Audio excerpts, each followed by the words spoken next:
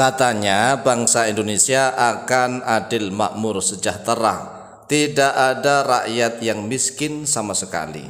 Mengapa? Karena Prabowo menjadi presidennya. Apakah benar seperti itu? Jawabannya ya bisa benar, bisa kurang benar. Karena kita tidak bisa hanya mengandalkan satu orang saja. Siapapun presidennya, kalau misalnya komponen bangsa ini yang lainnya kurang mendukung, maka juga akan sulit untuk mewujudkan kesejahteraan, adil, makmur, dan sejahtera. Karena tegaknya suatu bangsa itu tertopang oleh 4 hal. Yang pertama, bi'ilmil ulama, dengan ilmunya para ulama, para ilmuwan. Orang-orang yang cerdik, cendekiawan, benar-benar menggunakan ilmunya untuk membangun bangsa. Bukan menggunakan aji mumpung kesempatan, tidak. Tetapi benar-benar menggunakan ilmunya untuk kesejahteraan bangsa dan negara. Kemudian yang kedua, bi'adlil umara, dengan keadilan pemerintah. Ini yang kedua. Faktor yang pertama tetap dengan keilmuan itu. Faktor yang kedua barulah dengan keadilan penguasa. Kalau penguasanya adil, tidak berat sepihak, hanya takut kepada Allah Jalla Jalaluh, maka sungguh luar biasa. Tetapi tidak hanya dengan ilmu ulama, kemudian dengan keadilan pemerintah saja. Namun butuh faktor yang ketiga, bisakhail aghniya, yaitu dengan dermawannya orang-orang kaya. Orang-orang yang kaya dermawan, suka membantu fakir miskin, tidak menunjukkan ini itu, tidak menggunakan aji mumpung juga tatkala perdagangan yang sulit. Tatkala perdagangan yang sulit itu biasanya nih, kalau aghniyanya tidak takut kepada Allah, justru menggunakan kesempatan aji mumpung. Mumpung nih perdagangan sulit, sehingga memainkan harga seenaknya misalnya. Kemudian juga butuh faktor yang keempat. Faktor yang keempat itu, fakir miskinnya, rakyatnya ini harus soleh solihah. Bidu'ail fuqara, dengan doanya orang fakir miskin. Orang fakir miskin harus rajin berdoa, rajin sholat, yang soleh solihah. Nah, kita lihat bangsa dan negara kita ini.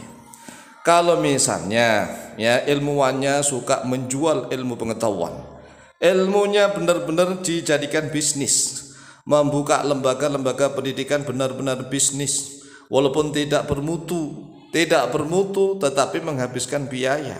La yamutu wala yahya, tidak mutu menghabiskan biaya. La yamutu wala yahya. Nah, kalau ilmuannya ini sudah mata pencahariannya sudah menggunakan ilmu pengetahuan, akhirnya ilmu dibisniskan. Walaupun tidak bermutu, hanya tampilannya saja, tampilannya yang wah begitu, akhirnya biayanya mahal. Nah, kalau para ilmuannya mentalitasnya seperti ini, sulit bangsa dan negara kita ini bisa maju, adil, dan makmur, sejahtera.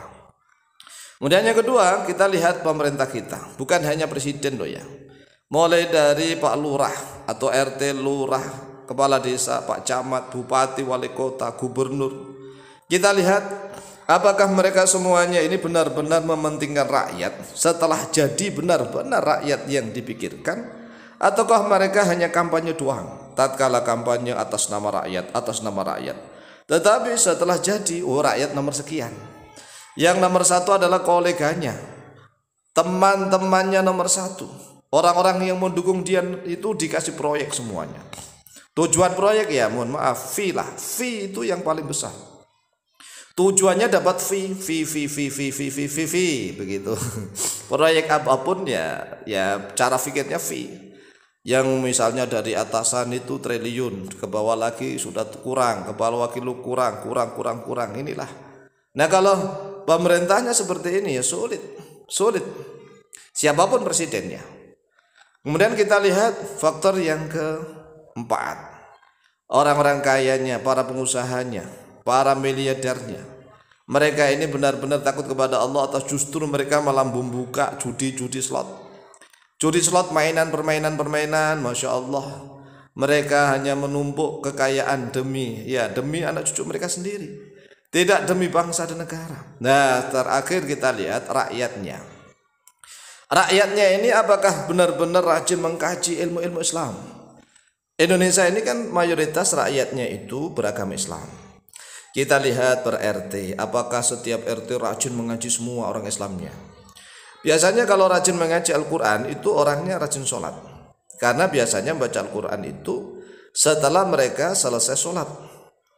Ya, kalau ada orang yang rajin sholat belum tentu rajin membaca Al-Quran. Tetapi kalau ada orang yang rajin membaca Al-Quran, ini rumus ya, biasanya rajin sholat. Rumus itu begitu. Kalau orang yang rajin baca Al-Quran insya Allah juga rajin sholat. Karena dia baca Al-Quran biasanya setelah sholat. Setelah sholat masih punya wudhu daripada ya ngelamun atau daripada hal-hal yang tidak benar. Kemudian dia membaca Al-Quranul Karim. Setiap selesai sholat misalnya ya seminimal sehari semalam sekali. Kita lihat rakyatnya apakah seperti itu, apakah soleh-solihah di Indonesia ini. Nah, kalau rakyatnya saja suka mainnya judi slot, ya mohon maaf nih, anak-anaknya mohon maaf sudah dirusak oleh game online. Kemudian ibu-ibunya dirusak lagi oleh apa nih? Ya, oleh dagang online, utang-utang online. Kan banyak sekali yang dirusak oleh utang online. Bapak-bapaknya dirusak oleh judi online, semuanya online. Nah, ada online yang gratis yang bisa membangun bangsa, yaitu ngaji online. Tetapi anehnya ngaji online itu ya sulit peminatnya sulit. Nah, kalau memang mentalitas bangsa Indonesia masih seperti ini ya sulit untuk menjadi bangsa yang adil, makmur, sejahtera.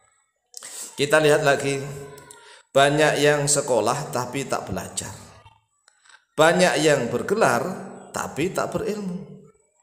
Banyak yang berilmu tapi tak beradab. Banyak yang mengajar tapi tak mendidik. Ini ada 4 kata yang harus kita renungkan. Yang pertama, banyak yang sekolah tapi tak belajar.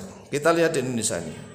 Banyak yang sekolahnya mahal-mahal, tetapi akan belajar? Belum tentu. Belum tentu di sekolah belajar. Mohon maaf, anak-anak SMA di negara kita ini, ya antara misalnya 100 orang yang benar-benar serius belajar itu hanya sekitar 1-2 orang. Yang lainnya itu ya mohon maaf, itu rata-rata loh ya. Kalau sekolah-sekolah yang favorit insya Allah belajar semua. Yang penting itu belajar, bukan sekolahnya. Ya, untuk apa sekolah tinggi-tinggi tapi tidak belajar? Belajarnya cuma kalau pas ujian doang. Kemudian yang kedua, banyak yang bergelar tapi tak berilmu.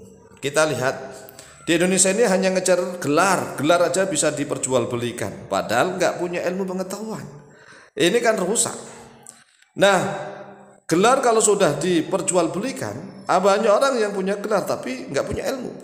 Kemudian yang ketiga, banyak yang berilmu tapi tak beradab. Nah, banyak yang berilmu tapi tak beradab ini banyak sekali orang-orang yang punya ilmu tetapi menggunakan aji mumpung, membodohi sana sini, pembodohan. Karena memang dia ingin keuntungan pribadi, sehingga pembodohan di mana-mana. Kemudian yang keempat, banyak yang mengajar tapi tak mendidik. Kita lihat guru-guru kita di sekolah-sekolahan. Kira-kira berapa persen guru-guru yang benar-benar mendidik? Ataukah guru-guru hanya mengajar? Setelah mengajar beberapa menit dikasih PR-nya banyak sekali. Sehingga orang tua di rumah masing-masing lah yang harus belajar. Nah, kalau seandainya di Indonesia ini banyak pendidik daripada pengajarnya, maka Indonesia akan maju, akan menjadi bangsa yang adil, makmur, dan sejahtera. Inilah beberapa jawaban kami, semoga manfaat dan barokah fid dini wa dunyal akhirah. Lebih kurangnya mohon maaf, wallahu taala a'lamu bishawab.